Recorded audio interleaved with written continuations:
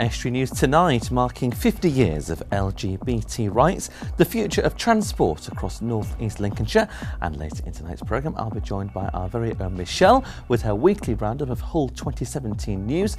Before that, Guy Moxon on this year's Withfest.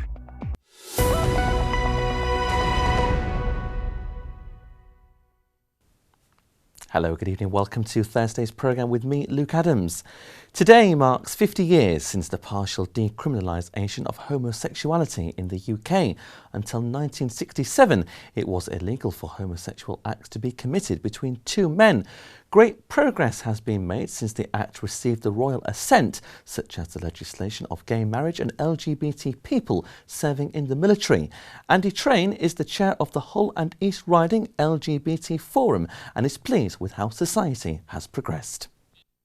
Yeah, I think things have changed dramatically. I always talk about how the law can be altered and the people in the know and the people within the legal system can kind of move things forward. Certainly a lot of groups that have been and still are very much in an activist mode to keep a watching brief on things have pushed things through, and the equalities that we enjoy, or more equalities that we enjoy nowadays from a legal point of view, are there, but it's changing minds that takes a little bit longer, and I think that's going to be a generational thing.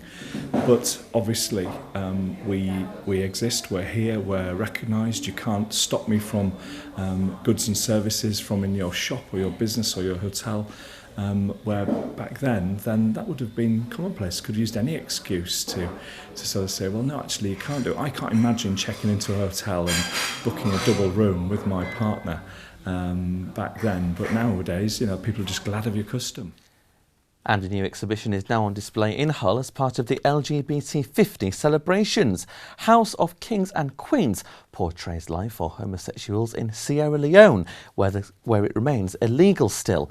The exhibition at the Humber Street Gallery aims to highlight that work still needs to be done in challenging the decriminalisation of homosexuality in other countries. A man has died in hospital following an assault in Hull. Police were called to Lender Street at around 3 p.m. yesterday following reports of a disturbance at a property. The 35-year-old victim was taken to Hull Royal Infirmary for treatment. A police investigation is now underway. North East Lincolnshire Council hosted an event today to showcase the future of environmentally friendly transport in the area. Transport 2050 highlights how travel and transport in the borough can be greener in the near future. Stalls and electric vehicles were on display for members of the public and businesses to see. The council have marked the year of 2050 as the year when North East Lincolnshire becomes carbon neutral with its transport systems. We've set ourselves a target, an ambitious target in North East Lincolnshire to be carbon neutral by 2050, something we feel very strongly about. We're already getting a very good reputation in North East Lincolnshire for offshore wind, as people have probably heard, some significant multi-billion pound investment in the area, but we're very keen that the community benefit from that. I really do believe that our roads are very much overcrowded now, and I think we should be encouraging people to use more friendly vehicles. And the biggie for me is, obviously, like I said, I'm a cyclist. I also do a lot of work with our local bus companies, Stagecoach.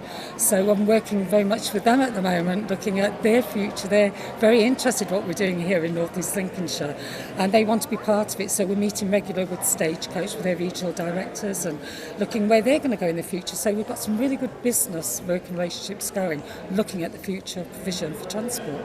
So I want to see all the buses in Grimsby being really environmentally friendly.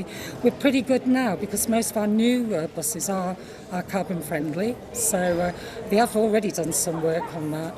But cycling, I'd love to see more people out on bikes. One of the ways that we can become more self-sufficient in North East Lincolnshire and make sure local people benefit from that is by generating the energy locally and by distributing it locally and making sure that local people benefit from it, benefit from the jobs and benefit from what should be reduced costs as well.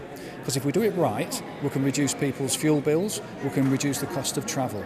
That way, local people benefit, and because at the moment, when you pay your energy bill, it almost all goes outside of North East Lincolnshire. We don't have major energy companies administering the bills in North East Lincolnshire.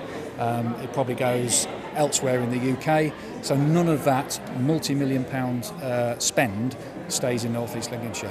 If we can do it more locally, it will stay in the area, and that's what we're trying to achieve. I think by coming today they'll get an insight into where we are. It's very early days within the Energy Network, and I know Tony New, our director who does the energy, is trying his best to bring people together, to bring industries together. We're at the very cusp, we're at the very early stages of renewables, and I just think that the more we work on it, the more we bring the public on board and get their views. Like we say, we've had car industries here today, we've had numerous companies that come and really interested what the future is going to be in North East Lincolnshire. As I say, we're at the cusp, but right at the beginning of it, and I hope I'm around to see all these wonderful changes in the future. North Lincolnshire Council is regenerating the area. The council's providing grants of up to £7,500 via the traditional shopfront grant scheme. It will enable the transformation of buildings in local conservation areas. The scheme will allow rundown buildings to be transformed, supporting the regeneration of towns and villages across the county. An exhibition celebrating the 300th anniversary of the Masonic movement goes on display in Hull tomorrow. Artefacts including an apron, collar and gauntlets worn by Edward VIII, a Masonic apron from 1809 and a number of jewels from across the north form part of the display. The exhibition also highlights local Freemasons who have developed the city over the years and have made an influence on a global scale. It will be on display at Hull Central Library until the 30th of September. Now, there's just 8 days left until this year's Withfest, the biggest free festival of its kind in Yorkshire. I'm delighted to welcome my first guest tonight, Guy Moxon, to tell me more about what's in store. Good evening, Guy. Welcome back to the programme. Thank you very much for coming in. Good evening. First of all, I can't believe it's a year since we was last here. No, it's flown by. Time flies when you're having fun. Definitely. How are plans going for this year's event, first of all? Well, we started soon after last year's event. About a week after we finished the last one, we started on this one. And it's gone extremely well. We've had a bit of a programme of expansion during the last 3 years. So what we're doing this year is to expand it even further. We're going across onto the promenade. We've got the Valley Gardens. We've also got the Memorial Gardens and the Memorial Car Park this year. And anybody who knows Withensea will know that that's quite an expansive area to fill with our festival and all the major attractions. We've got 2 stages this year as well. So we've got the traditional stage where the electric bands go. We've also got an acoustic tent this year as well, which is also which is going in the Memorial Gardens. Okay. That's going to have acts on all 3 days, be full of acts back to start to finish, and it will be a very exciting sort of prospect for us this year. So fantastic, a very vibrant community event. Absolutely. Yeah. Why particularly did you decide to go down the acoustic line as a new area to explore? Well, it's very popular. There's a lot of acoustic events happening throughout the region. Open mic nights, acoustic events are becoming a must. You know, there's one every week somewhere in a local pub in every sort of area. And we decided there's been some cracking acts come out of that, you know, sort of dusted their guitars off if they've been players who haven't played for a while, and they've got back on the circuit and they're actually making a go of it. We've also got some national players coming as well, you know, some really big names in acoustic, like Carrie Martin, okay. You know, well known throughout the UK, you know. So it's good to have some quite well recognised vocalists as part of this. Absolutely. Weekend, right on the shores of East Yorkshire. Yeah, yeah. And a lot of talent on our doorstep, Guy. Very much so, yeah, yeah. But we are pulling bands and acoustic acts from all over the UK to get that mix of, you know, new, experienced, and also, you know, just to sort of throw a good mix of music throughout the festival. Something to suit everybody. Yeah. Is this event still a free event? Absolutely, totally free to everyone who comes. Yeah. All we ask is that they buy one of our programmes, which is £1. Thank you. Let's and that's that. There, Guy. Thank you very much. And that's full of. It's also full of. Obviously, the event running orders and that sort of thing. So a useful guide. Very to useful the full guide. weekend's event, and will only set us back A very well-deserved pound. Just £1. And that money will help go into the future running of the festival. How many people are we expecting? Well, last year was 2 days, and we reckon we got somewhere between sort of 10 and 12,000 people over the 2 days. Fantastic turnout. So, absolutely, yeah. But we're expecting more this year. We've got lots of motorcyclists coming, motorcycle clubs, individual motorcyclists, racing bikes, touring bikes, you know, shiny bikes. Yes, and I believe, Guy, they come from all over the country, don't they? Everywhere, yeah. Motorcyclists. Yeah, we've even got a small club coming from Germany this year, which is, you know, quite a sort of bonus for us. Yeah, it's a first for us. We think, you know, they've actually booked in to come and camp on our campsite and stay for the full weekend. So yeah. And this obviously, you know, brings in a lot of interest into the local area and helps provide a boost to the local economy, doesn't it? Yeah, well, Withensy's been on the up for quite some time now, and I think it's one of these towns, albeit a seaside town, that everything was a little bit run down, a little bit sort of past its best, if you like. The residents of Withensy are great people, and the town's pulling itself up by its bootstraps. Fantastic to hear. Guy, very quickly, the dates in 5 seconds. When's the event taking place? 4th, 5th and 6th of August. Wonderful. I wish you a great success. Thank you very much. Thank you very much. Time for a quick break now, so let's come tonight. Dan brings us a roundup of the latest sporting action and all the latest news from the culture world of Hull.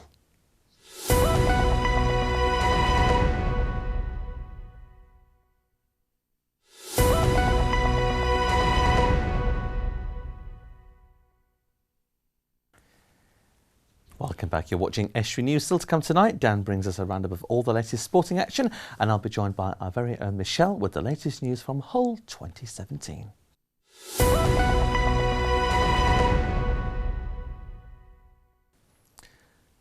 But first, a Hull charity wants to expand to help more people with learning disabilities get outside. Case Training currently run 2 allotments on Clough Road to allow service users to get hands-on with fresh fruit and vegetables, flowers and much more. The Lord Mayor of Kingston upon Hull and Admiral of the Humber, John Hewitt, has been the guest of honour at their open day and been talking to a range of volunteers. We caught up with one of their trustees, Mark Cook, during the visit, who says they want to expand to help more people. We've been open now for just over 30 years for people with a learning disability, mainly in Hull, and we also from the East Riding as well.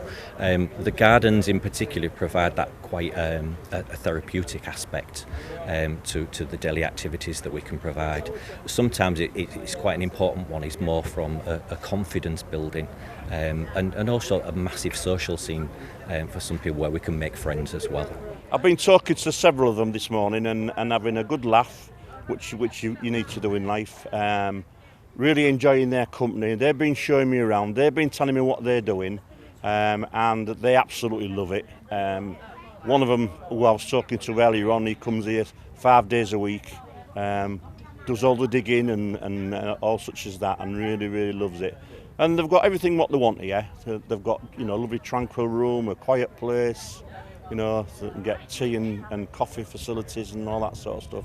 So it's really nice. And they grow some wonderful stuff by looks on it.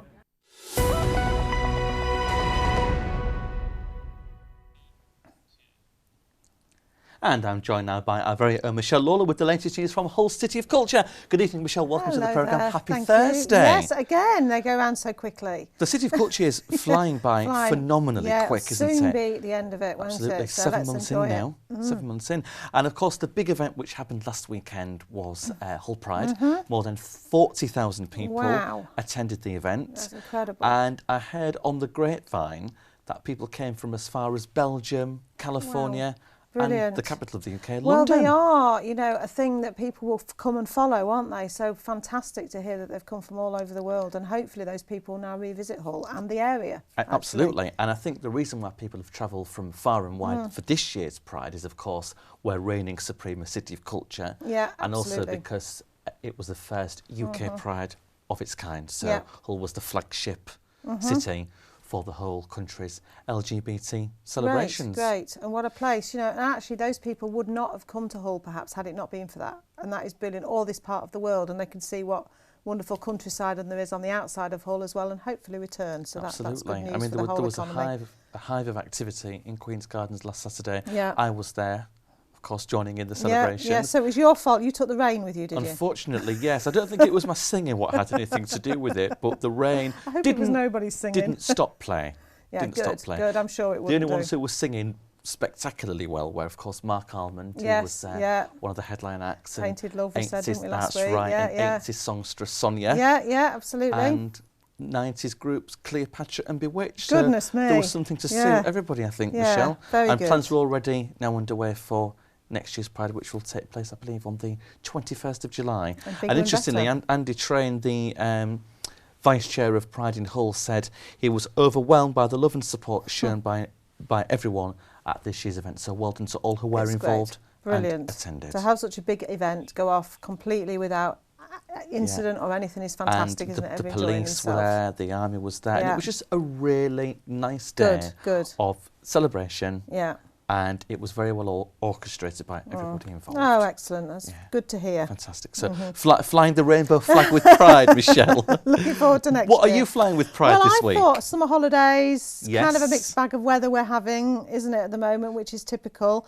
But actually, I noticed on the Hull City of Culture website, again, I refer people to this all the time because there's so much on there. You can spend about an hour talking about of events going on. But they have 6 weeks of summer if you go on there and tap it in. You'll find 6 weeks of summer, special brochure to download, and that will help you and your family plan City of Culture events all through the 6 weeks. Fantastic. And they won't break the bank either, which is really important because anybody with kids will know it costs a lot of money.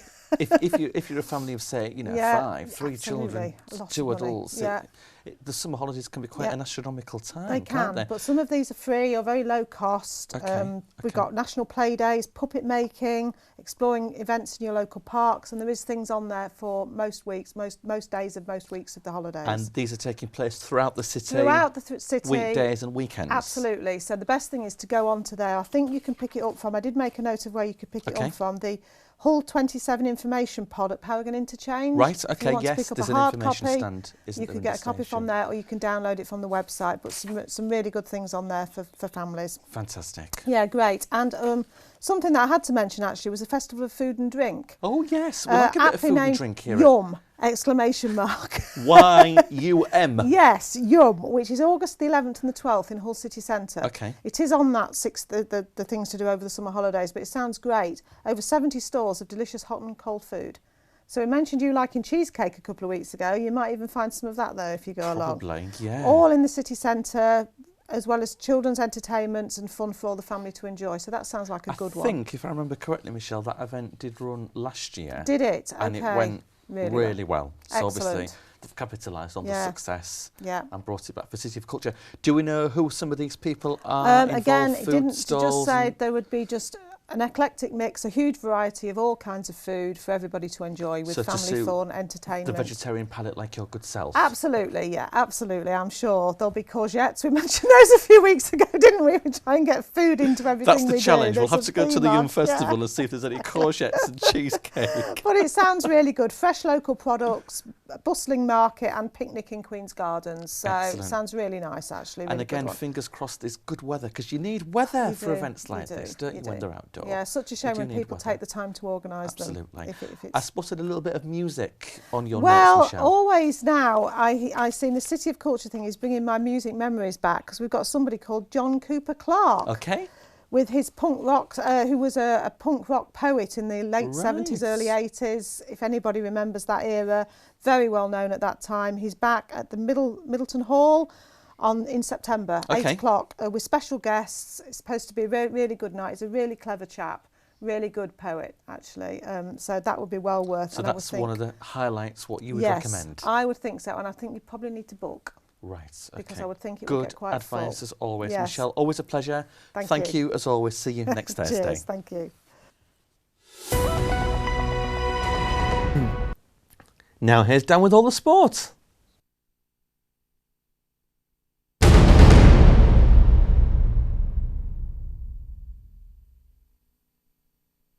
Lee Radford has named an unchanged 19 for Hull FC's biggest game of the season so far. Albert Kelly is once again included in the squad, despite missing out on final selection for last week's win over Huddersfield. The Black and Whites face the Leeds Rhinos at Headingley on Saturday afternoon in the Challenge Cup semi-finals. Prop Scott Taylor is in line for his 200th career appearance, while Gareth Ellis and Chris Green are both included, having made their returns last time out. Danny Maguire, who will be a Hull KR player next season, is in the lead squad, having overcome injury. Football now, and Hull City have made their second signing of the summer from Chelsea in the last hour and a half, as Leonid Slutsky gets his squad ready for the start of the new season in just over a week's time. Centre-half Michael Hector has joined on a season-long loan and becomes their fifth summer signing in all. The 25-year-old is a Jamaican international and spent last season on loan at German Bundesliga club Freiburg. Meanwhile, fellow Chelsea defender Thomas Callas, who was a reported Tigers target, has today joined Fulham. Also at City today, they've announced that they'll hold an open training session at the KCOM Stadium next week. It'll take place next Tuesday and give fans the chance to have autographs signed. Entry will be free. Grimsby Town will have Belgian trialist Willem Appiah in the squad for tonight's friendly at Winterton Rangers. Russell Slade will take his first look at the 23-year-old left-back this evening, as well as seeing the full town debut of Carly Osborne. Appiah has represented Belgium at under 16, 17 and 18 level and played for Roda JC Kirkrade last season. The Mariners will send a mixed squad of first-teamers, trialists and youth players to West Street this evening, where kick-off is 7:30. Elsewhere, Scunthorpe United drew 0-0 with Sunderland in a pre-season friendly last night.